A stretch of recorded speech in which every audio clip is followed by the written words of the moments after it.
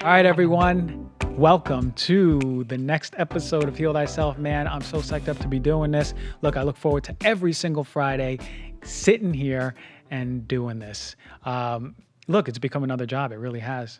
But it's something that I love, so it's not even work. Today's a good show. Today's a real good show. I'm going to be talking about some good stuff. I'm going to be talking about something that's consumed every day. All right. I'm going to teach you how to look for better, high quality versions of that. And we got a very special guest. We got an amazing practitioner talking to us. So stay tuned because we're about to dive in deep. I want to, before I even get started on the show, talk about something crazy that's been going on this week. I mean, it's been going on for a little bit, but it's really been manifesting, and we've been seeing the fruits of their labor on how it's affecting the alternative and holistic industry. I knew this was coming. Come on. So what we're seeing now is a lot of censorship in the streams of education that are empowering people to learn more about what medicine is or what's out there or what healthcare is. So basically, a lot of search engines like Google are now changing the algorithm. So when you search for something like supplements, you'll type in supplements and it will say supplements are, and all of the search query results will be bad, toxic, don't work. And that changed because they weren't like that. So what's happening is that all of the things in this healthcare industry are being censored, which is pretty intense, thinking that we live in a place where free speech is supposed to be a right for all of us.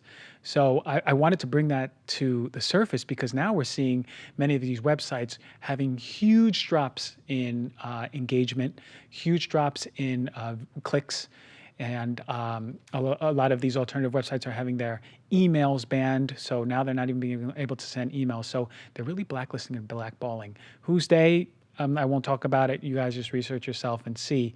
But yeah, the censorship is real and it's happening. So I urge you all to go into alternative search engines. I use DuckDuckGo now, where that is more of a, it's not tainted by industry, if you know what I mean. Anyway, that was my quick piece before we get into this knowledge bomb. Let's get started.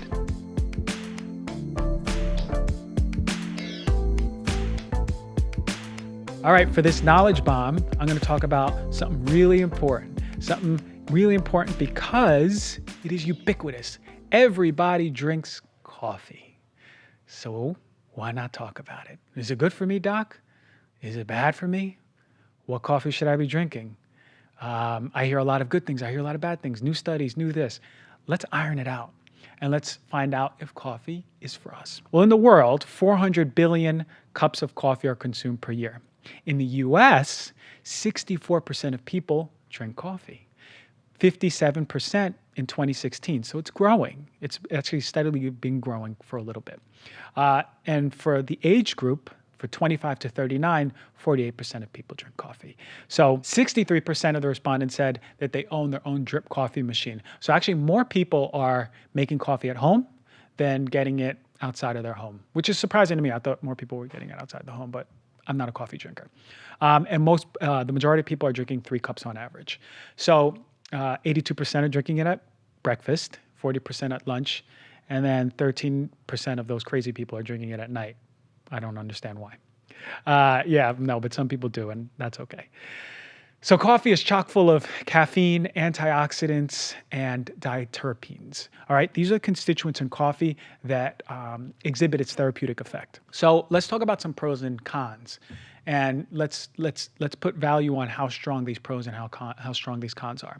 So for the pros, coffee has been shown to be helpful for type 2 diabetes.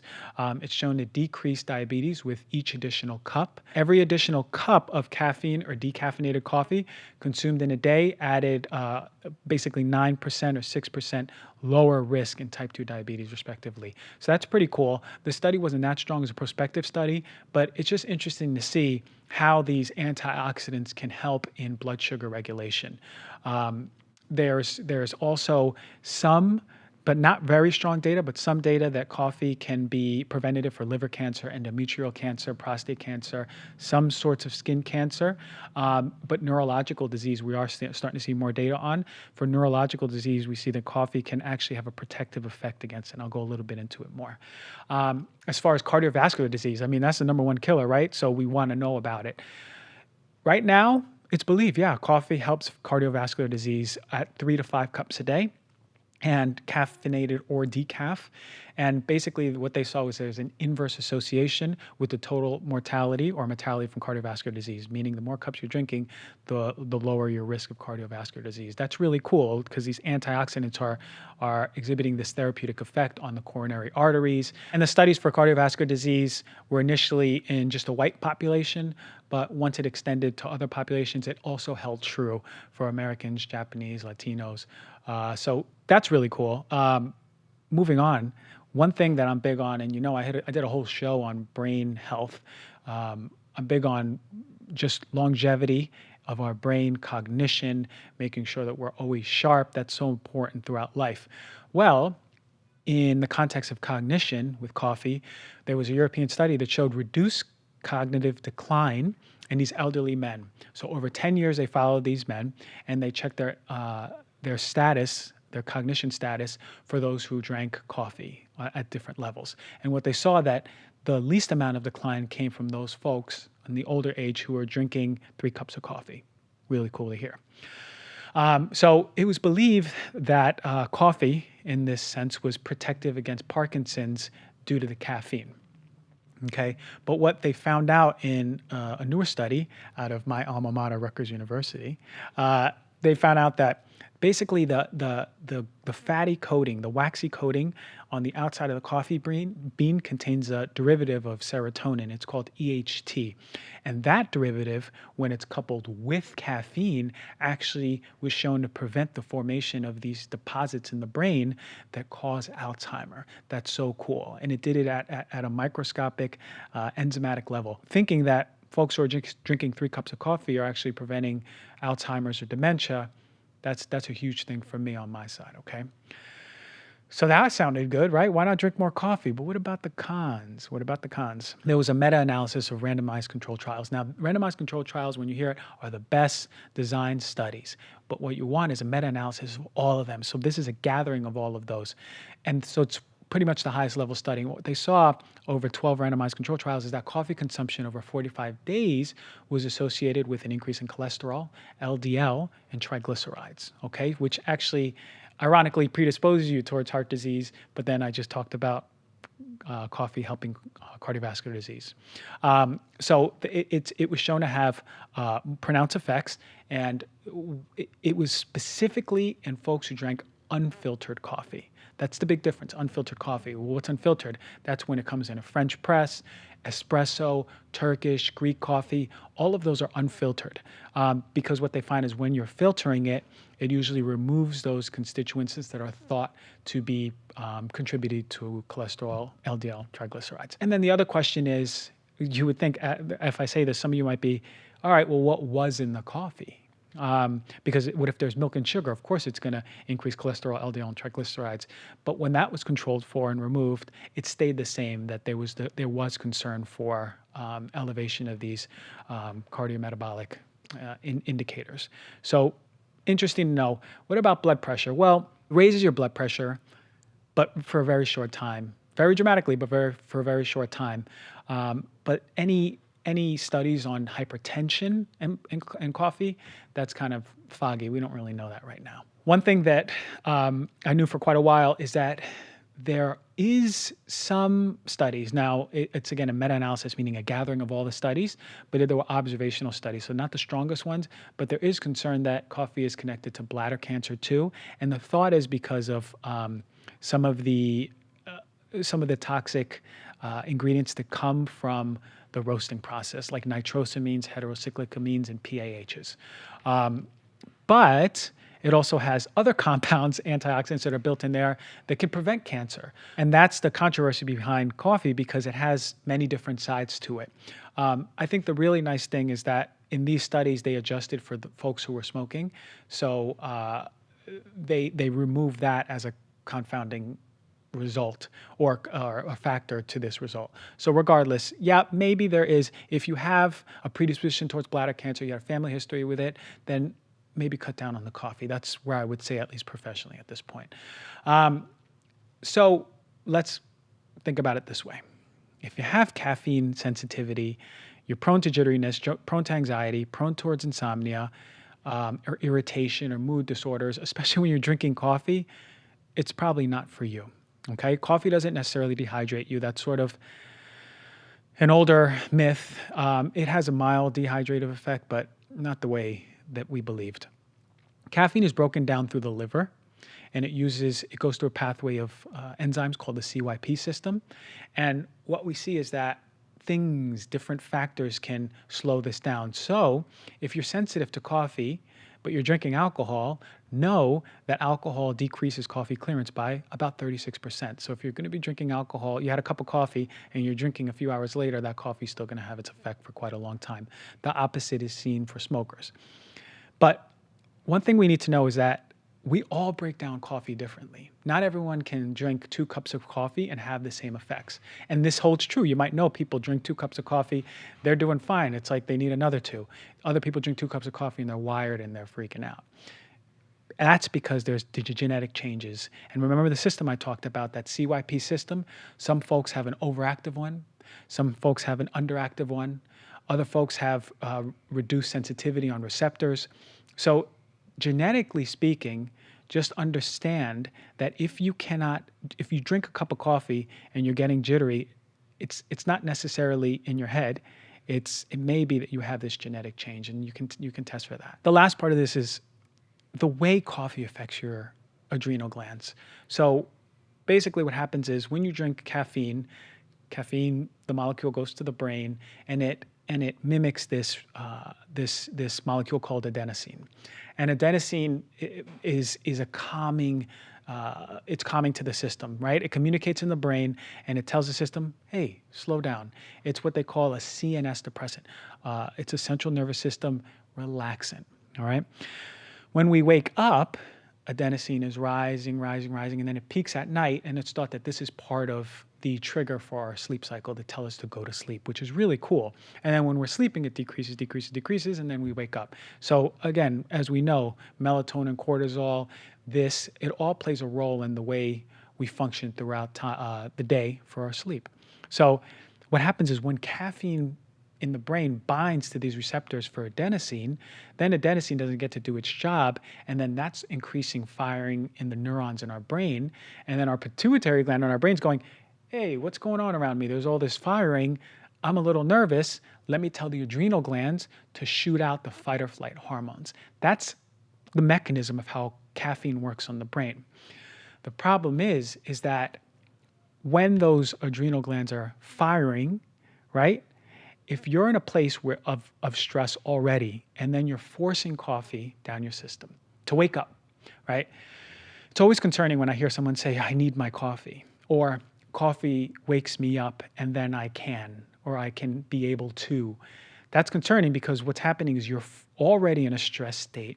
Your adrenal glands are already pushing that epinephrine. And then when you're drinking coffee, you're forcing those glands to push out more. So this is my final recommendation. We hear all this awesome stuff about coffee. Am I a believer that coffee is more healthy than not? For sure. I do believe there's a lot of therapeutic benefit to coffee, really chock full of antioxidants. It's awesome. It's not for everyone, certainly not, and I spoke about genetically why. But we also need to pay attention to how we're drinking coffee. If we're drinking coffee, like I said, to wake us up, to get the day going, to be at work, to get through the day at work, then we have to rethink how we drink coffee. Coffee should be drank like a ritual. Coffee should be drank when we're calm. Coffee should not be needed ever. All right? So if you're listening and you're utilizing coffee that way, then go back and rethink how you can put yourself in a peaceful state, relaxed state, and then have your coffee. Because you should never be drinking coffee when you're already stressed, when you didn't get enough sleep. Because certainly if you didn't get enough sleep, your adrenal glands are firing already. You're drinking that coffee, you're putting more stress on your adrenal glands, you're digging yourself a hole. That is the way we should be drinking coffee, ladies and gentlemen. All right, let's go to the product review.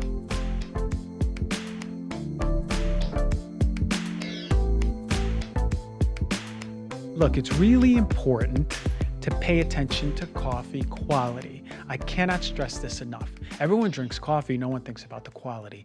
But if we understand that coffee is one of the most highly sprayed substances, then we can understand, empowered through our education, that we can make changes. So a few things to pay attention to in coffee. One of the number one things that not everyone talks about is heavy metals. We know that cadmium, chromium, copper, manganese, nickel, lead, zinc are all found in coffee. Well, some of those are minerals that we need, sure, but some of them we don't.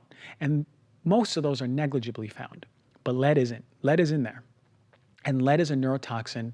It affects children, gives them behavioral issues, learning disabilities. We know that adults, it can cause cognitive changes, memory changes, mood changes, blood pressure issues, kidney issues. So we have to pay close attention to the quality of coffee we're getting.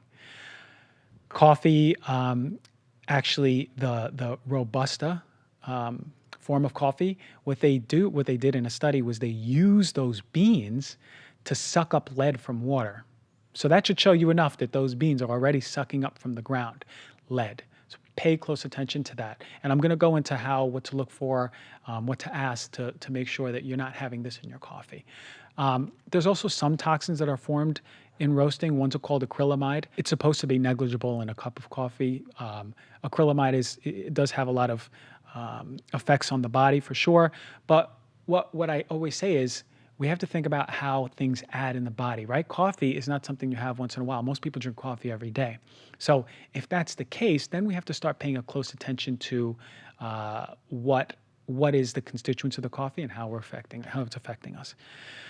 One major thing that's become pretty hot, especially with this bulletproof movement, is the ochratoxin, these mycotoxins, mold toxins that are found in coffee. So it's believed that roasting helps kill all the mold, but mold mycotoxins, the toxins that it releases, it doesn't kill. Actually, it's believed that 50 to 100% survive. So really important for us is to know that, especially if you're dealing with mold, which most people don't even know if they're dealing with mold. I had a whole show based on mold. We have to pay close attention if we are or may have mold sensitivity, and coffee is part of our routine daily, right? Because then we have to either get higher quality coffee or stop it as a whole. All right, so how do we search for coffee? Really important. Few things. Always has to be organic, without a doubt, because as I mentioned, coffee is highly sprayed. And what does that mean? Well, that means that 95% of the beans are grown in organic conditions. What that means is no pesticides, no herbicides, no fertilizers, insecticides, sewer sludge, radiation. Like, why is that even in there in the first place? But by having that label, then we know that these beans are not subjected to such a toxic environment, okay? And you better believe if you're going to Dunkin' Donuts, 7-Eleven, Starbucks, drinking Maxwell House, Folgers, McDonald's coffee, they're not going to be using organic label coffee. I want you all to understand that if it has the organic label, that does not always mean, that actually doesn't mean anything about heavy metals. That USDA organic label does not mean devoid of heavy metals. I repeat, remember, it doesn't mean it's devoid of heavy metals. So that's an extra step that these labs should be taking, or these companies should be taking. I looked at a few coffee brands. Again, I'm not a coffee drinker, so I don't know all of them. So in my research, I found the best one so far that I found is one called Purity Coffee brand. Now, you know how I feel about transparency, and Purity actually was very transparent on the website. They have a link where you can look at the lab results. And by using those lab results, they matched up against 46 different popular coffee brands, including Starbucks, Maxwell House, Folgers, Trader Joe's, Subtle Earth, Bulletproof, Onnit, Mercola. And 42 as a whole, they matched up. And what we saw is that the 100% organic ones, they actually tended to have low heavy metals. Doesn't mean automatically, but they all tended to, because I saw the results of all of them. They all had low mycotoxin levels, which is great too. But what we saw is that what I liked about the Purity coffee is that it had really high amounts of cholesterolic acid, which is so cool because that's the main polyphenol that you see in coffee, right? That is exerting all of those aforementioned effects that I spoke about before. So really, really cool to see that it was so high in this brand. It also has high trigonelline. That's a bitter aroma that you smell in coffee. That's that constituent. And what that's been shown is to lower blood sugar, protect your nerves, and is an anti-cancer. So 2 of the constituents that are inherently in coffee are really, really high in this Purity coffee brand, higher than all of the even popular clean organic ones. So really cool. They have a website. Listen, I'm not funded by them. I just found out about them this morning. So I just wanted to let you all know that that's probably the best one I found. I know Bulletproof is supposed to be really good. They have their own proprietary roasting, all right, that minimizes all of the byproducts through the process. But really cool is that they look for mycotoxin. That's the whole thing. They're really big with mycotoxins. Now, they're not certified organic, but it said that they work on very pure farms. That's not enough for me. So I called this morning. I wanted to find out more. To be honest, I was disappointed because the person on the other side couldn't even provide me with anything. I mean, listen, like I said, a company should be able to be transparent, like Purity Coffee brand, right? You have lab results. You can look at their lab results through third-party testing and say, all right, look, here's the heavy metals, here's the pesticides, herbicides, here are the constituents in the coffee that are therapeutic, right? Here are the mold levels.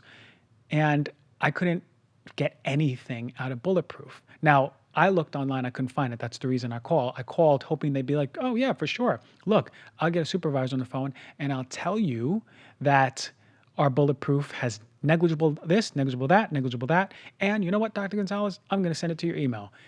That is a company that is really transparent. So Bulletproof, I'm told that I have to believe that they're doing everything really good and high quality.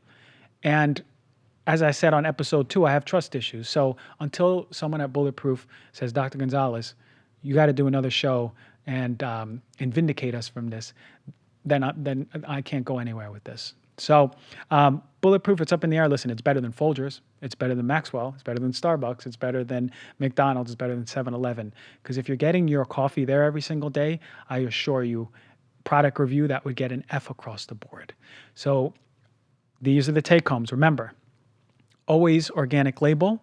And if the company says they're organic, ask for documentation, call them up. Because if you're having this every single day, if it's a one-time thing, you don't need to call anyone up. You don't need to do any research. But if it's part of your home practice, if it's part of your daily ritual, and you're going to be having it every day for more than a few months, then empower yourself to do your own research and call. Look for the organic label. Ask these companies and say, I want to see your heavy metal test, your mold mycotoxin test, and I want to see how strong your constituents are in the coffee. And if they give you an issue, start questioning and look somewhere else. All right? And that's what I got to say about coffee. That's my product review. Stay away from the conventional ones. Look for your organic label. Get the high quality ones. You deserve better, especially if it's part of your practice.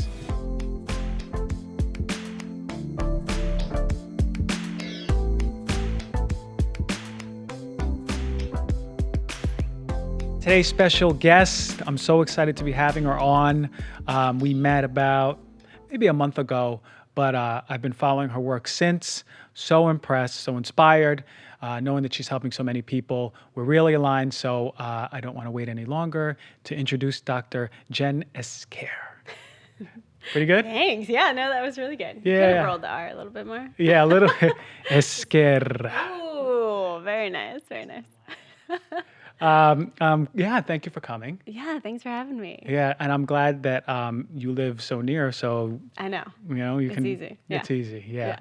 So a few things. We met recently. I got on your work. I've been looking at your page, and really inspired. You're helping a lot of people. Thank you. Yeah. Thank you. You too. I don't listen to many podcasts, so as soon as I heard your podcast, I was like, what is this? Yeah, she just told me this before, and if you saw the size of my head before the show and after, it's a lot bigger. It's grew a lot bigger. So I feel honored. I'm glad that the general population who's into health Yeah. loves the show.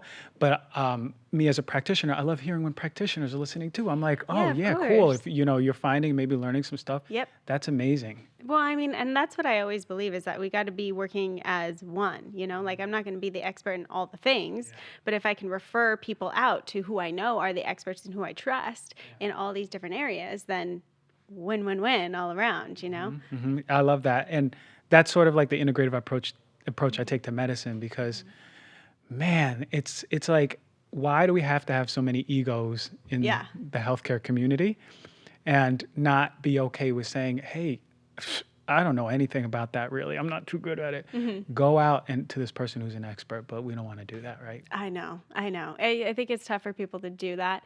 And I think it's almost like that expectation of I have to know, or the comparison game of other people. Well, they're doing this, so I need to be doing this as well. Like I know a lot of chiropractors that are now functional medicine doctors because it's like, what is the next thing? What is the next thing that I need to know?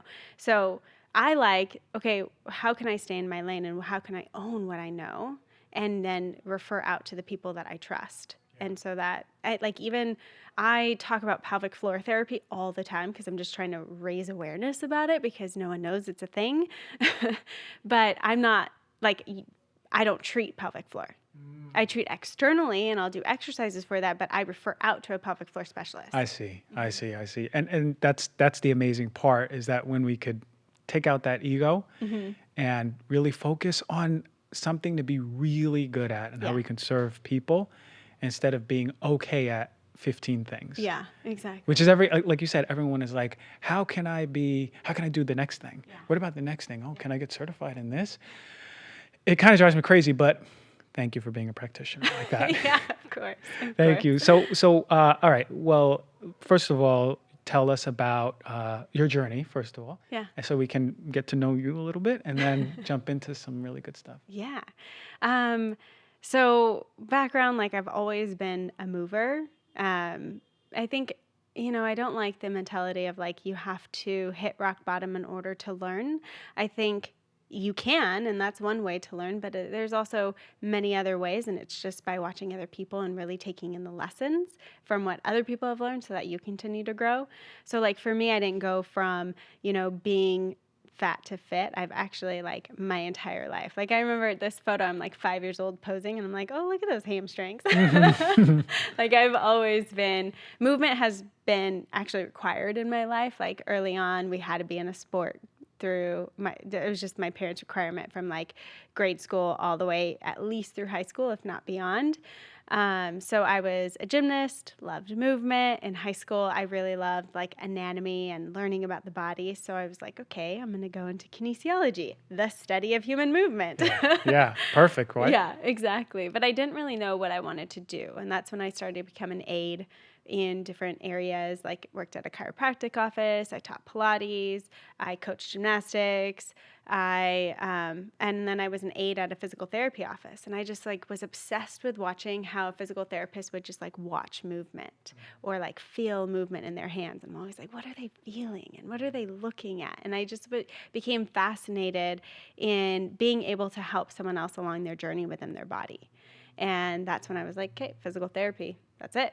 And whatever it takes, no matter how many loans, no matter how many times I have to apply, whatever, that's where I was just I'm determined, going to be a doctor of physical therapy. That's what you have to get now. There's no more master's programs. But it's great. And I think that's almost what sets people apart. I know a lot of people will go to it's great to have a good massage therapist or a good personal trainer, but if you mix it, they don't necessarily know differential diagnosis or when to refer back to an MD or how something could be referred from an organ. And really knowing red flags, I think that's what makes a doctor of physical therapy kind of stand out in terms of that kind of knowledge. A lot of people can know a lot about the body, but I just think there's a different, and that's why I speak so highly of physical therapists too. It's I own that I'm a physical therapist, just because if you want to really know where or why your pain is there, it not only is it a physical thing, it's a whole body thing, and it's a whole environment thing. And knowing that you're going to someone who can actually guide you into the right place, I think that's the goal of physical therapy. Oh, interesting. And in the practice of physical therapy, do they stress like holism, like the whole body head to toe, or is it like pain manifesting here, localized, let's just do it like that? Because I know there's a spectrum in every single Yes. field, so I just want to know if it stands true in yours too. I think it depends, unfortunately. I think in school, because they do have to, like, there's so much information to get through, and boards have to be the same nationwide, that it's still slower to kind of get back into the whole body thing. I think they do a much better job now, but it's still a little bit localized. I see. Yeah. And a good physical therapist will continue to learn outside of that. And what are the other courses? How can I look at a person as a whole? How can I tie in their nervous system? How can I tie in their lymphatic system? How can I tie in their mindset and pain science and biomechanics? I know, especially just in the realm of physical therapy, there's like a big swing. Like some people are only pain science, and pain is only derived from the brain. And then there's other people who are like, pain is only derived from our movements and our posture and our biomechanics. And I think there's a healthy balance. Like let's incorporate it all. Mm-hmm. Yeah, I agree. Balance. The most underused term is balance in our fields, right? Yeah. It's either dogmatic, black or white, Yeah. rather than understanding that patients can benefit from everything. Everything. And it always depends. And it always depends because it's never true. Yeah. There's not one truth for Never. every patient. Never. Yeah, you come out hoping that it's that I easy, know. but it's not. I It's not know. easy at all. I think I have been on movement so much more than I was even last year, Wow. because the first thing for many of us practitioners when we're doing so much work, that at least maybe not on your experience, but my side, is like we'll just give up going to the gym or walking around instead of, for me, I value sleep so much, is that I'll sacrifice going to the gym. But now I'm making sure that there's at least 15, 20 minutes a day of movement. Yeah. Stretching, walking, jumping around. I did push-ups this morning. I had no time, but I did push-ups. You see what I mean? Good. Like getting Yes. that going. I know you're passionate about that. Can you Yeah. tell us how important is it for people to be moving? Oh my, it's everything. It determines our longevity of life. I mean, it's been studied so many times. Exercise is part of your longevity if you want to live longer. And that just means in general. I mean, you can look up specific studies for different exercise, but literally it is, like you said, it's movement. It's getting into the body on a daily basis is the number one important thing. And yeah, there's a lot of people, like even when I went to PT school, who stopped moving and stopped getting into their bodies. And that has been such a high value of mine that I created, me and my friend who I met in PT school, whose last name is also a scare, which is weird. Him and I were like brother, sister, like literally fought like brother, sister, studied together. Yeah. And then we created a workout group together in PT school. So every lunch, like we would take people through, like I knew Pilates a lot. He knew weightlifting. We would do sprints. We'd do running. We'd do all That's these cool. like different things. And we would just, whoever wanted to come. And we'd usually have a group of like 6 to 10 people of the class, like always working out with us during lunch. And that's a thing, like, am I going to sacrifice getting as much food or like sitting down and relaxing between classes? Yeah. But at the same time, I'm getting my movement in and I'm boosting my energy that way and I'm keeping my body healthy. And that was way more important to me. So we can always find when, little bit of movement. And I tell people all the time, like, you can even be setting an alarm on your computer or setting an alarm on your phone where it tells you get up and move. And maybe it's going to get up and get a glass of water and making sure that you're doing some mindful movements and stretches when you're up out of your desk, or like stand behind your chair and open up and stand. And I always tell people to like be that person. Be that weirdo in the office. Yeah, standing up and doing stretches. And everyone's like, what is this guy doing stretches, here? Yeah. Exactly. Be that person at the airport. Like I have started so many conversations with random people just because they're wondering what I'm doing at an airport. And you never know who you're inspiring. Like you don't have to be an influencer with all these followers and all these things to be inspiring and, making a difference in someone's life. Yeah. People are always watching. So like, what is it that you want to put out? And even if someone thinks you're a weirdo, maybe later they'll reflect on that and be like, well, actually, I probably judging that person because I'm not doing it myself. Yeah, exactly. I think we're so inherently predisposed towards movement, evolutionarily speaking. That's all we did. And now we're in this lifestyle where we're so sedentary. Yeah. And we know, I mean, there's so much behind reduction in longevity, sedentary lifestyle, and then adding in a crappy diet, of course, and everything else. But I want to stress to everyone listening that, like you said, you did it during your lunch break, you know? I mean, like, what is that, an hour? Yeah. Yeah, an hour, everyone goes, changes, does the workout, changes back to their clothes. Do like a 30-minute workout, have at least 15, 20 minutes to eat and chill, and you're fine. Exactly, and you're fine. So even if you're, and this is what I do, but I've been doing in my lunch break in the office, I just go downstairs. Instead of staying, ordering, eating, and then staying on my computer answering emails, I'll go and I'll walk up Hollywood Boulevard, up and down, as quick as I can, work up a sweat, come back. But I love that. we have to. We have to. And I even worked when I was did my hospital stint for my clinicals.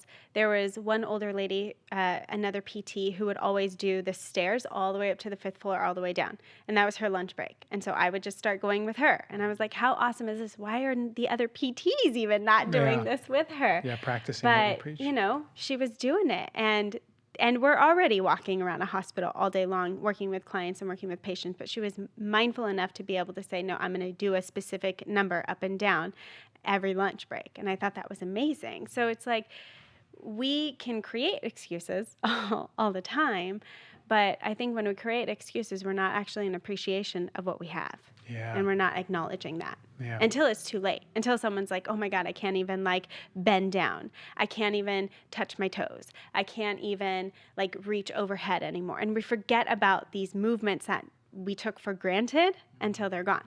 Yeah. And that just reflects the way we approach everything, right? Our bodies don't do anything till pain comes, don't do anything till disease comes, right? Our relationships don't do anything till it's on the brink of falling apart. Exactly. Right? And so the big part of this show is empowering people to be proactive and learning what we can do. So what are some tips then? Like, let's say someone who's not as active as you, what can we do if we are in an accounting office, 9 to 5, crunching numbers? Yeah.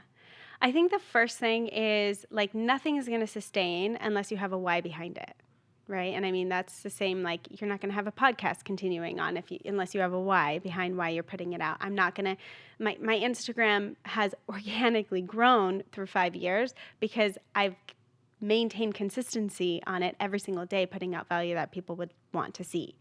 Like nothing's going to continue unless I know why I'm doing it.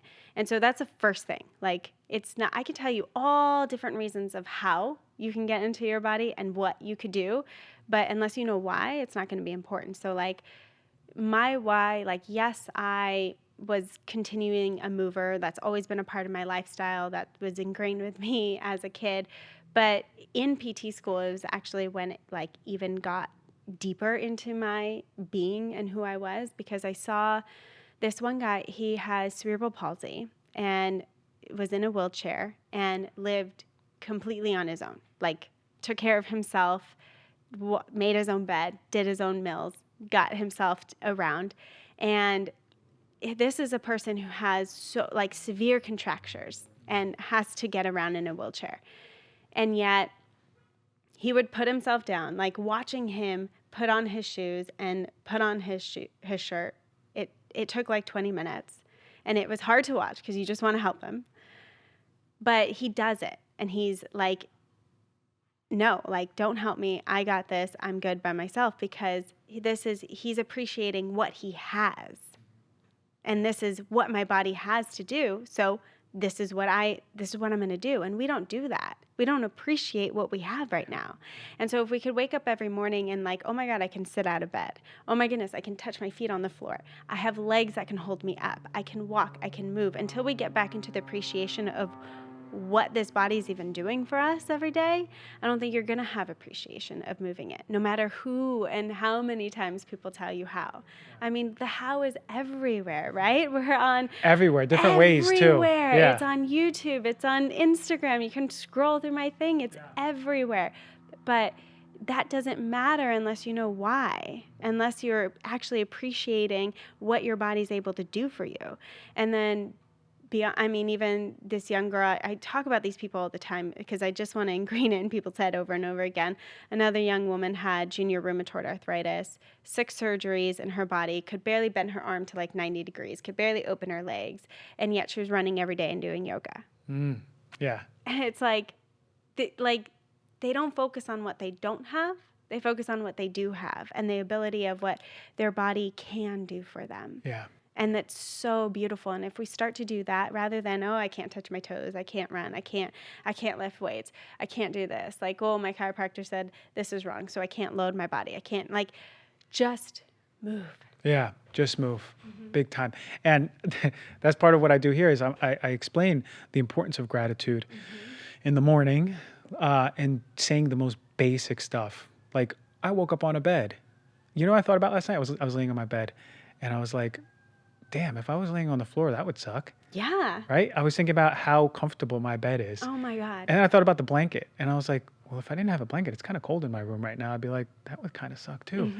And then you start doing that appreciation just by, taking away those things that you take for granted. Yeah. So then can we wake up and go, well, damn, I'm breathing today. I feel like I'm happy to breathe.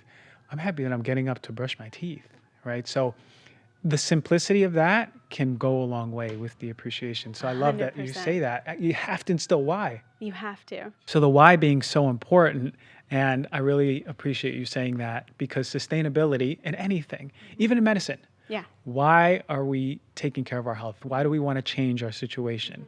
Otherwise, you're not going to keep eating this diet. Yeah. You're not going to take this protocol. Oh, You're yeah. not going to do anything. You're not going to do anything. And it was like really apparent to me. Actually, I got LASIK and I'm so happy. Good. I used to have contacts and for a long time, like I think since elementary school, I've had contacts growing up. And so eventually my eyes started to just not like them anymore. And I was getting red eyes when I was wearing them, but I couldn't even feel it. Like it didn't hurt or anything, but people would be like, oh, you've got red eyes. And I went to one eye doctor and he was like, oh, just take this little bottle it cost like $50 at the time, which grad student, that's expensive. Yeah. And he didn't tell me why. He didn't tell me what was wrong with my eyes or anything. So I took it for a little bit and I was like, this isn't working. Go back to my clear eyes. And the problem wasn't getting any better. And so I went to another eye doctor and he literally like laid out pictures for me, showed me what was happening with my eye, why this was happening, why this little bottle of like $50 would be so important and why I should be taking it however many times I was supposed to and what that would actually do. And I started crying. Yeah. And not because I was like, oh my God, my eyes, but because I actually knew why this was important and someone took the time to explain that to me. And that became like groundbreaking for me and what I was committed to having within my clients. I love that. It's empowerment, right? Isn't that not empowerment? Exactly. I sit with a patient, I'll open their labs and I'll go, here is why, instead of going, well, you're high in this, you're low in this, and this is what you should take. And this is what you should take. It's Yeah. crazy. They'll bring their conventional labs and we'll go and I'll tell them, look, this is what's trending. This is what maybe you're not looking at and this is what's not being told. Exactly. Why? Yes. Okay. And I go back to it all the time. And like even with, I know there's a lot of therapists and we're like, well, my client just didn't do their exercises. The patient didn't maintain. So of course they got worse. So of course they didn't get better, whatever. And you blame it on the patient. You blame it on the client. Well, I blame it on the therapist. Well, then you didn't make them understand why those exercises would be important. Yeah. You didn't empower them and show them like even how or why they can implement it into their day. Yeah. If you don't make it easy, who's going to do it for an hour? Yeah. And then and then they can make an informed decision. Yeah. Right? They can go, all right, I know why it's good for me, Yes. but I don't want to do it. Yeah. And put it on them. Yeah. Let them be empowered enough. I love that. Okay. So we have that. Everybody ask why, Yes. empower yourself, ask yourself why, and then go about doing your business. So how tied in is your posture and movement to breathing and the importance of breathing? I've been totally dumbfounded with the whole movement of properly breathing. We had a functional dentist talking about just anatomical obstacles to breathing. We're going to get a breath coach coming in here in a Oh, few weeks great, too. Yeah, so great. she's coming in. So let's talk about it. Yeah. Breath, breathing. Yeah, we're all doing it, right? What is wrong with it? Yeah, yeah. And I don't like to say that it's like wrong, right, whatever. It's just what's more efficient for your body and why. Again, what's the intention behind it? What is it going to do for you? Yeah. And I think, and I always go back to the most simplistic way to think about it because it makes it actually easy, attainable, like something you can add into your life. So if we think of just like a regular breath cycle, we have the inhale and we have the exhale phase. Now, there's different parts. So the inhale phase is going to be related more to your sympathetic, your stress, your reactive state, the fight-flight area. And we think about this like someone scares you and you, and you breathe in and you hold it. That's that inhalation phase. Yeah, yeah. And so that's that phase. Like if we're going to live in that inhalation or have that be longer than your exhalation, you're probably living in a more stressful state. Ah, it's a good rule of thumb to just think about. Exactly. Okay. And that's what also drives me crazy when people are like, oh, take a deep, relaxing breath. And it's like, and I'm always like, Yeah. it didn't actually do anything. I see. I understand what you're saying. Because then if we look at the exhalation phase, think about going to get a massage. And you're like, Yeah. It's a long exhale. Yeah. It makes you relax. So that's that parasympathetic rest, relax state. So that's like the simplest way we can look at it, right? So now we think, okay, why? And what does it matter? Now, if I stay in my inhalation phase more so throughout the day, I'm probably also utilizing a lot more accessory muscles along my neck and along my chest that don't need to be working as much. So if I'm taking like shorter inhales, I'm getting stressed, I'm probably using my shoulders, I'm breathing up. And when we breathe up, that's telling our brain that we're kind of in a guarding state. It needs to be on guard because maybe a bear's chasing you. Yeah. It doesn't know. Yeah. It just knows that it needs to be on guard. Well, when it does that as well, it's going to like pour more cortisol into the body. It's going to increase those stress levels. It's going to heighten your sensitivity to pain. So even like back spasms, any kind of pain that you experience, even if it's acute or chronic, I don't care, your pain sensitivity to pain, so just that sensation is going to be heightened even when we're in that inhalation phase. So you can automatically switch that out by switching into the exhalation phase. So that means you're going to do a shorter inhale and a longer exhale and really focus on, when I say, when I talk about too, if we're really focusing on the inhalation rather than getting heightened inhalation because we think, oh, that's what's going to fill up my lungs. Actually, your lungs fill up by your diaphragm dropping. And your diaphragm, in order for it to have more space, it rests underneath the rib cage. So we actually need the rib cage to expand forward and back and side to side. So I usually have people place their hands like on their low rib cage and have them feel that, because not only do you want the belly, but the people have like hammered in belly breathing. And I used to get patients in that would like be like, oh, I'm doing really good with my belly breathing. And their bellies are just like forcing in and out. And I'm like, actually, your rib cage isn't moving at all, which is where the diaphragm rests. Yeah. So you're actually not doing anything different than you were before. You're just now knowing how to force your belly in and out. So rather than just focusing on the belly, I like to have people focus on the low rib cage and feel their hands as they breathe in. You want to feel your hands kind of open forward and back and side to side. And then as you breathe out, and I like to say you can retrain the strength of your diaphragm by breathing in through the nose and out through the mouth really, really slow, like you're blowing through pursed lips or like blowing up a balloon. And so if you breathe in through the nose and out through the mouth, like a 4-second inhale and 8-second exhale, and feel those hands, feel them fill in on the inhale and feel them fill out and come closer together on the exhale. So not only is that going to automatically tap into that parasympathetic system, so you're going to get into that rest, relax, you're going to decrease those stress and cortisol levels, you're going to decrease that sensitivity to pain.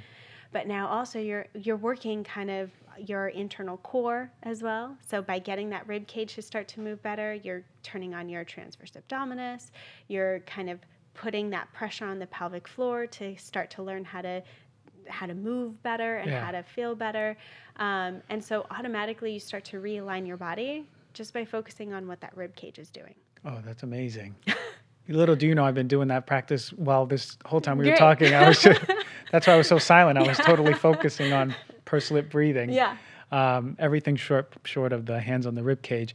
That's really cool. That's a great take home stress reducing technique, pain reducing technique, better breathing. Breathing is everything. It's your foundation. Right? I mean, and we look at when a baby comes out and we see their bellies just breathing without anyone thinking about it, right? Yeah. And I think that's where, especially for women, society has gone into like chest up, boobs out, belly in. And that's done. And I mean, not only does that mess up posture, but it messes up posture because we're losing our foundation of efficient breathing patterns. Yeah. And if we can get back into efficient breathing patterns, relax in the belly, then you actually get your system to start to align without even having to think about it. And that's always my goal. Yeah. Like, I don't want to hammer you into these positions that you're supposed to be in and have it be Hold a natural. Hold it all day. Yeah. That's not natural. Yeah. But getting your body into a relaxed state that is more efficient for its movement pattern, even if that's sitting or standing, that's really where that's home. Yeah, our breathing is always better after massage, right? And then we don't think about it, but then, the next day we're back to holding it in and, breathing from our chest without even moving our diaphragm, just short breaths. Exactly. It's great, but isn't it incredible how the body takes these signals and then tells the rest of the body, oh, we're in danger. Yep. And that's so amazing. And that's where a lot of people, like, even if they've, like, oh, I have chronically tight hamstrings, I can't ever touch my toes. I'm like, well, how is your breathing going? Because your body is, like, naturally going to be on guard more, especially if you're going to go forward. Your body's like, nope, can't go forward. So I've even had clients where it's like, even raising their arms, it was like shaking. Yeah. Because that's how intense they are in their nervous system. Yeah. And I could tell a lot of this, like, go get a massage or work with your therapist. If they're telling you to relax a lot, like you can't relax in your body, that especially go back to the breathing. Yeah. Because that means your nervous system is kind of like always on guard. Yeah. And it doesn't trust. Yeah, this is so true. I can attest to this because I've been doing those movements with Jacqueline. And I can't, like, I'll get into the position, go for the stretch, and I'm nowhere near anywhere. I'm like, I'm tight. Look at, like, she'd be like, all right, let's breathe. Yeah. We do a few breaths, and then as I'm breathing out, I feel my body going deeper. And I was like, oh, that my body was just holding on tight, saying, we're in danger. Yeah. Yeah. I'm at, like, my tight body paradigm is being endangered with flexibility. Exactly. No, we have to stay here. Trying to break this. Oh, I no. know, don't break this. Yeah. That's so cool. That's so cool. So that mindset of just the deep-seated belief that, we can't get better. This is our body. This is, and I've been there. I'm sure you see people who come to you and they say they have these deep-rooted mindsets that they can't get better. They don't deserve to be better. How do you even address that now? Like, is that part of your scope of what you do, or? For me, I always say, like, my scope is just opening up space. Okay. And in a typical physical therapy office, I would say you don't even have time to be doing that. Most physical therapy offices, it's just like, run, next patient, put them with the aid, do this. Like, and you only have time to look at body parts because you have to document on it. You have to tell the insurance company what special tests you did, why you did it, what exercise, that don't understand how a human works. We don't work in parts. Yeah. We work in conjunction. For sure. And not only from head to toe, but in our environment. And so for me, I'm not a psychiatrist, and I'm not trying to be one, and I will refer out as often as necessary, but I'm also just walking along someone's journey with them because I'm not there to fix them. I can never fix someone. I'm facilitating them. Unless I'm an orthopedic surgeon, I'm facilitating the pathway for you to get back into you. And so a lot of times I do that just by opening space to hear what's happening. When their pain is happening, I think, is a really key one. And it's not just to determine what body movements are happening at that time, but it's also to determine what environment are you in. Yeah. For sure. And that's where I'm able to guide people to see it themselves. Like, I've had numerous clients, so many clients where it's like even not that long ago, I had a client. She was like, I usually see clients on Mondays. And so over the weekend, she was like, oh, my pain wasn't feeling that bad. And I was like, dang it, I want it to be bad because I'm going to go see Jen. Yeah. And I was like, okay, let's look at that. So it was bad Monday through Friday, but it wasn't as bad Saturday and Sunday. Mm-hmm. And I was like, well, what do you think was different? And she's like, well, sitting and being at work. I'm like, okay, yeah, but were you not sitting at all, like Saturday and Sunday? Were you in the car? Were you doing? And she's like, yeah. I'm like, okay, so what else could be different? And I'm asking those questions just so I can get someone else to start to see, like, oh, well, I guess I wasn't at work. I wasn't in a stressful environment. Mm-hmm. I got to be around my family. I got to do some fun things. Like, and getting someone else to see that, like, oh, this is how stress actually plays a role into mm-hmm. my pain. Mm-hmm. And get them to see why this breathing weird stuff would be important. Yeah, you're so right about that. I mean, who doesn't just feel better on mm-hmm. the weekends? Mm-hmm. It's crazy how the environmental influence mm-hmm. can affect the way our body manifests. Oh, yeah. I mean, even think about, like, the people you're around. Maybe some people stress you out and you feel a little bit more pain or discomfort or tightness in the body based on even who you're around. Mm-hmm. And that's where true listening and the art of listening into your body really starts to play into a role. And we have to, maybe sometimes that starts with journaling to start to see, like, well, when is this different stuff happening? Mm-hmm. When does my back feel tighter? When do I have pain? Who was I around? What environment was I in? What foods was I eating? What movements were I doing? And if we can start to put all of that into play, like, that's gold right there. That's golden. Mm-hmm. Yeah. And listen, I'm guilty of that. I'm guilty of having really poor connection with what manifestation my body's showing me, because I seem to just be so busy on the outside world, you know, that you just let my body go by the wayside. Right. As I got older, I'm like, all right, I'm going to pay attention to this. Now, this has been here for quite a while. What the heck does this mean? When did this start? Because it becomes a new normal. Our body's so incredible at adapting to even pain, right? Yeah. It's our new normal. Yeah. We're so amazing at that. But it doesn't mean it's our new healthy. Right. You know? But I think we've also been trained and conditioned into that. Like, as a society, we're trained to wait until we feel the symptom and then mask it, not listen to it. Mm-hmm. And that's the difference of what I'm trying to drive people back into, is the listening, not the masking. Mm-hmm. Like, even myself too, like, I grew up with stomach aches all the time, and it could have been due to my bean and cheese burritos and flan, chocolate milk too, that I would have all the time. Probably. But I would just have gas X, like literally pop Tums or gas X in my mouth all the time. Need to lay down. I knew what positions felt better, but I knew how to mask it. Yeah. I didn't know what I was actually listening for. Yeah. You became a pro at masking it. Yeah. And that's what our society knows. Yeah, it's true. Like, they come down with a headache, right? Yeah. And they go, oh, well, let's take the Tylenol again. It always works, without understanding, well, maybe what did I eat the day before or today? You know, where was I? Did I sleep? Yeah. You know, it's so amazing. But ladies and gentlemen, let's be more proactive, right? 100%. I mean, it's the same with, I'm going to call some people out. It's the same with going and just, like, you feel a little ache in your back, go to the chiropractor and get an adjustment. No one else can fix you. I said this from the beginning. We can facilitate the pathway. But what we're really doing, if someone is working on you, if you're getting a massage, if you're getting someone to do some Graston techniques on you, if you're getting manipulated or adjusted or any of this, but you're laying passive the entire treatment, you're going to feel better for the moment, and it's going to mask the symptom, but I guarantee it's going to come back. It always comes back.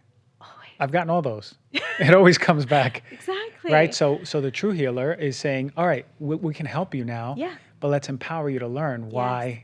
Right? Why that was even happening in the first place. And be more proactive. Yeah, and get to the cause of it. So you don't have to come back to me. Exactly. You know what I tell a patient? I say, listen, let's facilitate, empower you, and I hope I never see you again after Yeah. our last visit, right? Exactly. Hopefully you call in and say 6 months from now, Dr. G, I'm feeling good. Yeah. I don't know what you did, but see you later. And if you need to be facilitated a little bit more, or something in life happens, like, exactly. sure, come back and, like, we'll adjust from there. But, like, the goal is to get you to do it yourself. If someone is convincing you need to come in 2 to 3 times a week, and you're only going to passively be passive, means you're laying there doing nothing. If there is nothing active that you're contributing to or taking home, that's when you should be worried and start saying, is this clinician really working for me, or is my money kind of getting exactly. used a little bit? Yeah, because that's out there. You know, people want to make some 100%. money. Yeah. So, are you working on anything? Anything's lined up?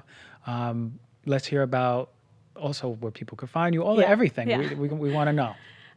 So my thing, I have put out the mobility method, and that one is really to empower people to get back into their own bodies and self-assess. Because I don't believe in a one-size-fits-all plan, and so I'm not going to show you the 12 steps to mobility, because it's going to be different in every body. So the mobility method, you really go in and you self-assess your entire body from head to toe.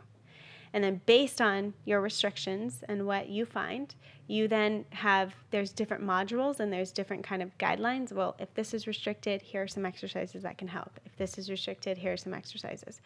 But now it's up to you to decide, okay, these ones would be good before I get out of bed. These ones would be good in order to get me out of my chair and moving at work. These ones are good 2 minutes before I do a workout, 2 minutes after I do a workout. Whatever it may be, like, the intention also is, I know in my life, like, don't ask me to add in an hour of exercise on top of what I already do. Like, it's no shot. It's not going to be done. But just like brushing my teeth for 2 minutes every morning and night, I can do that. I can add in 2 minutes before I get out of bed, 2 minutes before I work out, 2 minutes after I work out. I can do that. And then that throughout the day is what's going to build up to be what is needed for my body. Yeah. So that's true efficiency. I can attest to that. Like, I'm doing my push-ups. Yeah. Right? If I can't get to the gym, at the very least, I'm doing my push-ups. Exactly. Now, how I split them, if I do them in one shot, or maybe I do, 25 right before brushing my teeth. I love that. And you're empowering people to make their own decisions on how to incorporate your work into their day. Yeah. Because, again, it doesn't work the same for everyone. No, it doesn't. And where your pain is doesn't mean that's the problem. That means that's the symptom. And feeling that pain isn't bad. It's actually beautiful. I always say that too. Like, pain is an alarm system. If we don't have that alarm system within our body, we have breakdown. Yeah. So pain isn't the breakdown. Not feeling pain would be the breakdown. Pain is actually something you get to be appreciative of, but understand that that is not the cause. So actually assessing, or going to someone that's going to do a full assessment on you and really look at your environment, look at your entire body, and tell you why this pain happened, that's beautiful. And if you can do that on your own, beautiful. And physical therapists can assess us like this, right? Okay, I just want to make sure, because people are going to be like, well, where do I get an assessment? Right. Okay, really cool. So that mobility method is where? Where do we get it? DocGenFit.com. Okay, DocGenFit.com. And then you have an awesome Instagram that DocGenFit. DocGenFit. And then we can, let's say, if you just want to check it, there's so much that we can do with our bodies on it and teaching, right? Yeah. But if you want to personalize it, go more into the method. Yeah. But check out that. I mean, look, I'll go on and I'll be like, this is good. This is a really good workout. How come I didn't think about this? And the nice thing is, it's like, I'll know my day is full. Yeah. Damn, I'm not going to get to the gym today. But I also will know that I can do 15 minutes of something quick. Yeah. Right? And you give us like those, digestible, real quick, boom, boom, boom. Yeah. I love that. Yeah. And that's where I also did the Optimal Body, which is more of a membership. So it's a monthly basis. It's going to change every month. And that's where you don't have to think. The mobility method, you really have to go in and think. You have to self-assess. You got to take some time. You got to figure out what works for you. The Optimal Body I created so that people don't have to think as much, and they can have something that's more free and grabbing. They can have functional HIIT workouts they could do at home. They can have different mobility flows for different parts of the body. They can have core workouts that actually teach them what the core is, how the pelvic floor is incorporated into that, and how to progress that. And I've had different experts. I've had Jack Declan on before. Yeah. And I love getting people not only to learn from me, but being able to learn from other people is huge. That's amazing. I love that. And then, again, incorporating different mindsets and approaches. Like you said, we're experts at what we know, but then we bring in, that's beautiful. And that can be found on the website too? Yeah. Okay, so ladies and gentlemen, you have everything you need. It's all there. to be flowing, to be breathing right, right? To have a strong body. So please check that out. Is there any other projects you have where, like talks, anything where we can follow you or anything? I always have talks pop up like around different areas. Nothing set in stone right now. There's a little healthcare meetup on Sunday. That's it. All right. And then otherwise, my app should be coming out soon where you can actually, like all my Instagram videos will be there, but it'll actually be searchable. You're able to type in like low back pain, knee pain, and all the videos for that would show up, so that it just makes it a little bit more accessible. Instagram isn't accessible. It's not. No, and that's a crazy part. Like if like last year, let's say someone sees a great video, they're like, oh, damn, where do I go now? Exactly. Like, now I have to was it scroll through? November? What was I doing when I watched the video? And then you have to type it, find out the date. But that's nice. Like lower back pain. Yeah. It just makes it searchable. And look, that's not going to be like again, there's no one size fits all. So you could try them and see if it helps. But it's still just my way to provide education, get you thinking about the body. I mean, I've had people, I love it when people are like, stop me and they're like, oh, I incorporated your shoulder video you posted the other day and I don't have shoulder pain. And I'm like, what? That's crazy. That's cool. And it feels good, right? To oh hear my that? God. I'm like, yes, okay. I'm actually doing good for the world. Love it. Love it. Okay. So thank you so much for coming on the show. Thank you for having me. Yeah. So the website was? DocGenFit.com. And the Instagram was? DocGenFit. Okay. And anything else? Any other Facebook? Facebook, YouTube, it's all DocGenFit. Okay. Consistent across you all the know board. the name. Okay. All right. So thank you for coming and empowering everyone how to be better in their bodies, stronger, knowing what to look for. I mean, that's amazing stuff. Thank you. Thank you.